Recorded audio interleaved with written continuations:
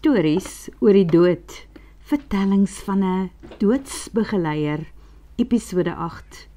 Ons doen Kersfees hier, ons vier Jesus se geboorte, eintlik elke dag, altyd. Tyd aan die ander kant is nie so afgebaken nie, maar tyd en feesdae is belangrik as jy aarde toe moet gaan om siele te gaan haal rondom hierdie tyd, want dit is moeiliker om mense oor die Kerstyd te verloor.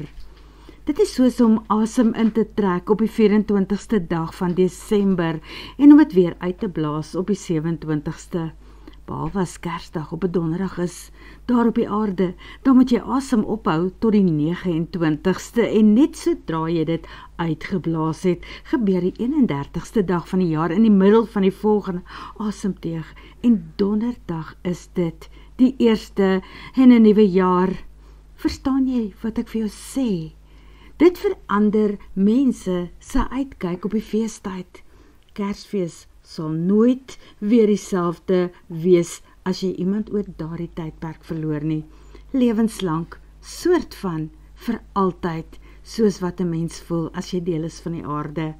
Jou ritme is totaal versteurd, die afskeid swaarder as gewoonlik vir die wat op die aarde agterbly en soms is dit vir die wat sterf ondenkbaar om te gaan. Dit maak ons taak regtig moeiliker as doodsbegeleiers. Want dit is mos my portefeulje wat ek hier aan die ander kant beklee, saam met my meer gevorderde ander helfte en sielemaat Logarno. My naam is Ariana en vandag gaan ek in Logarno na 'n vreemde sterftoneel. Die man se naam is Flint Welsh, kaptein Welsh. Daar was vloede na die massas reën rondom 'n rivier in Kalifornië. 'n Rooi trokkie wat deur die reëling bars en deur die vloedwaters meegesleur word. Kaptein Welsh is nog in sy uniform.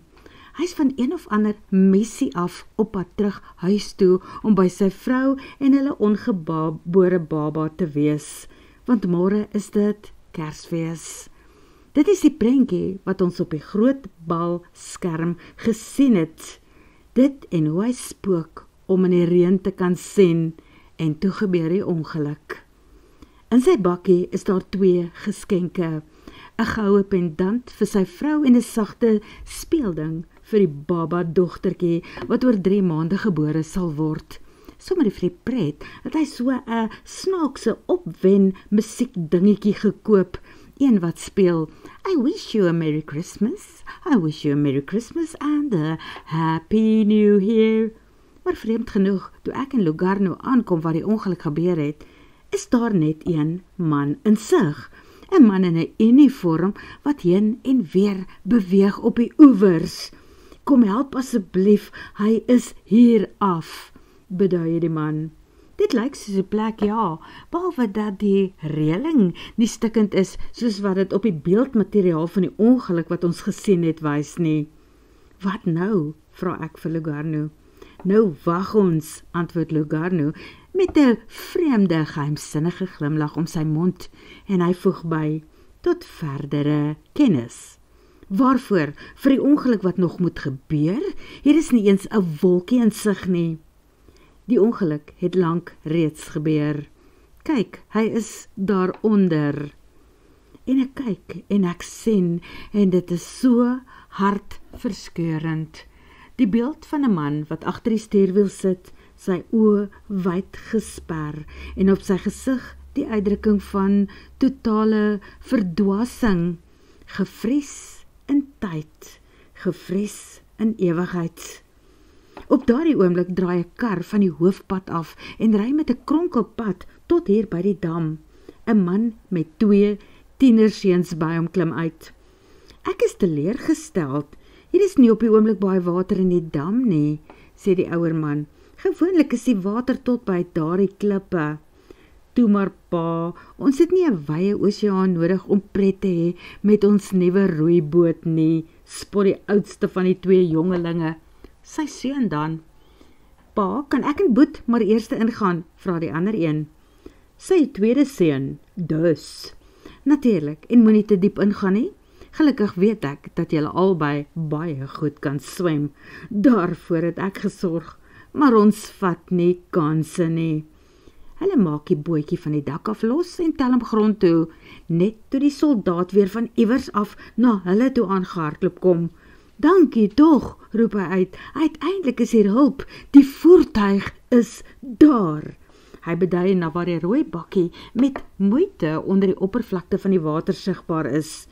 Maar asof hy nie bestaan nie, stoot die pa en sy 2 seuns die boot langsom by die water in, en toe dit begin dryf, klim die seuns in en roei diepwaters toe. Die soldaat storm agterna. Nee, julle vaar na die verkeerde kant toe. Kom hier na toe. Die bakkie is hier. Vir 'n oomblik lyk dit asof hy op en oor die water hardloop en toe duik hy kop eerste met 'n watergespat, presies daar waar die bakkie staan. Wat was dit? Roep die een seun uit. Pa, is hier krokodille in die water? Nee, darm verseker nie. Dit was eerder 'n vis of 'n otter of so iets. Die pa haal vir hom 'n botteltjie uit die koelboks, maar sy oë bly waaksaam op die seuns daar in die boot op die water, terwyl hulle roei na waar die water van vlissies gespat het. Reg bo kan die bakkie, roep die oudste seun uit. Pa, jy gaan dit nie glo nie. Hier is 'n voertuigwrak in die water. Regtig? Die pa trek sy hemp uit en toe swem hy nader. Daar by die bakkie trek hy sy longe vol lug en verdwyn kop eerste onder die water. En toe hy opkom, is daar 'n uitdrukking van skok op sy gesig toe hy die seuns se boot vasvat en daarmee kant toe skop. Wat nou, pa? Vra sy oudste seun verontwaardig. Nou bel ons die polisieduikers en ek vat julle 2 huis toe. Maar pa, jy is dan een van die polisieduikers, keer sy jongste seun. Ja, en reken, ek het nie eens 'n snorkel by my nie. Nee, kom, laat ons gaan. Die pa staan al met sy selfoon teen die oor en bel. Maar pa, as jy dat iets aan die gang is, wil ons dit sien.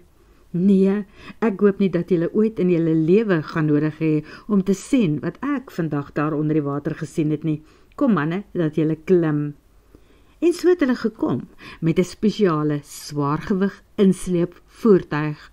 Teen daardie tyd weet selfs ek dat die soldaat wat so half onder almal se voete is, die een wat angstig beduie, die een wat haastig is om uit die rooi bakkie uit die water te kom, die man wat oënskynlik in almal se pad is, maar deur niemand raak gesien word nie. Kaptein Flint Welsh is. Die mense wat die reddingswerk doen, vermoed dit ook, want die registrasieplaat wat die eerste duikers van die voertuig afgehaal het dit bevestig. Die res van die bewyse kom saam met die gewig aan die swaar kabel wat dit nou stadig uitsleep. Eers sien jy die bakkie se gebuigde dak. Daarna verskyn die res van die voertuig en die eerste persoon om nader te hardloop om te gaan inkyk is Flint Welsh self. Natuurlik hoor niemand anders sy kreet nie. Die uitroep wat in 'n ander dimensie deur siel en emosie skeur. 'n Oorskot wat vir langer as 'n jaar onder die water is nie 'n mooi prentjie nie. Maar dit is hy. Stukke van die uniform is nog daar. In sy sak vind hulle later die boksie met die pendant. Die sagte speelding vir sy dogtertjie is net herkenbaar. En iewers in die bakkie vind hulle 'n snaakse opwendspeelding wat eens 'n wysie kon speel. Lank nadat alles verby is, staan sy eensame figuur nog steeds oor die water en uitkyk. Ek gaan nie saam met julle aasvoëls nie. My werk hier op die aarde is nog nie klaar nie. Praat hy vir die eerste keer reguit met my en Logarno. Dit is heeltemal in orde as jy steeds wil bly, antwoord Logarno. Dan gaan ons maar weer. Totsiens. Kom Ariana. Ons begin aanstap. Hy moet sien waarheen. As hy ons wil volg, kan hy ook deur die tonnel gaan. Nee, wag, roep hy onverwags agterna. Ek besef nou dat ek ek dood is, dat my aardse liggaam nie meer bestaan nie. Maar daar is iets, daar is 'n laaste versoek. Ek wil my dogtertjie sien en my vrou gaan groet. Kan julle my asseblief na hulle toe neem, vir oulaas? Logarno staan vir 'n oomblik daar. Hy moet die versoek prosesseer na die ander kant toe. Uiteindelik knik hy. 'n Rukkie later staan ons voor 'n deur. Dit is weer Kersfees, presies 'n jaar na kaptein Flint Welsh se ongeluk. 3 maande aan aardse tyd gemeet, maar hier by ons maak dit mos nie saak nie. Nadat hulle kaptein Welsh se oorskot ter aarde bestel het, het ook intussen 3 maande verloop. Ons hoef nie te klop nie, ons stap by die huis in. Daar is 'n kersboom, daar is 'n vrou met 'n pendant om haar nek, die een wat die polisieduikers vir haar gebring het. Sy weet dit was vir haar bedoel. Haar naam is daarop gegraveer, saam met Flint se in 'n hart. Die vrou staan voor hulle troufoto. Sy steek 'n hand uit en raak aan die man se gesig. Dit is vandag 'n jaar gelede wat ek jou verloor het, my liefste man. Om nie te weet van jou wat van jou geword het nie, was erger as om jou dalk in die oorlog te verloor het. So dankie dat ons uiteindelik kon uitvind wat van jou geword het. Maar ek is vandag so hartseer, want dit is ons tweede Kersfees sonder jou. As ek net kan weet dat jy okay is, waar jou siel nou ook al is, as ek net een of ander klein teken van jou af kan ontvang. En toe praat Flint, al kan sy hom verseker nie hoor nie. Dit is goed om jou te sien, Sasha, en dankie vir my pragtige dogtertjie. Van nou af glo ek, sal ek okay wees. Ek wens net, daar was 'n soort teken of iets wat ek vir jou kan gee, dat jy dit sal verstaan. Maar daar is, my naam is Ariana, en ek was meeste van die tyd, in meeste van my lewens 'n vroumens, en ek is nuuskierig. Dit is hoekom ek in die houtboksie op die boekrak gaan inloer het, en dit raak sien. Daardie geroeste, bemodderde musiekboksie ding wat jy eens kon opwen en dan speel het. I wish you a Merry Christmas, I wish you a Merry Christmas and a Happy New Year. Toe draai ek die opwennertjie en dit kraak asof het gaan skiet en in stukke breek. En toe klink dit klokhelder daar in die sitkamer deur al die dimensies op. I wish you a Merry Christmas, I wish you a Merry Christmas and a Happy New Life. Wat? Het die ding gesing and a Happy New Life? Vra Logarno verbaas. Ek kan sweer dit het, erken ek, en wonder waar Flint is. En toe sien ek hom staan voor sy Sasha, wat haarself natuurlik in 'n toestand geskrik het vir die klank en die stem wat uit die instrumentjie gekom het. Of is haar skrik groter, omdat sy hom fisies kan sien, maar weet dat hy nie meer van hierdie lewe is nie. Hy staan daar in 'n wit lig, steeds in sy uniform, netjies en mooi, soos die dag toe sy hom vir die laaste keer gegroet het. En sy sien hom ook, net vir hierdie een laaste keer weer. Sy lippe wys, ek het jou lief, ek sal jou nooit vergeet nie, Sasha, maar totdat ons paie weer eendag kruis, totdat ek jou weer eendag ontmoet. Leef jou lewe, vind weer liefde en vreugde, trou as daar 'n goeie man jou pad dalk kruis. Nee, moenie my alleen los nie, moenie gaan nie, roep Sasha uit. Ek moet gaan, my liefling, daar is nie meer 'n liggaam vir my aan hierdie kant nie, en hulle wag al vir my, die doodsbegeleiers, wat my met hulle gaan saamneem na die ander kant toe. En daarmee draai hy sy rug op haar en stap regop en dapper voor ons uit, na waar die lig aan die ander kant van die tonnel op ons wag.